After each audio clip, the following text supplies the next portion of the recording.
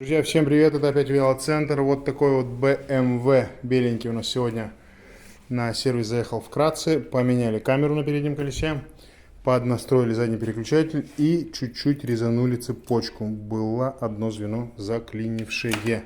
Собственно, все, теперь он готов, в полной боевой готовности.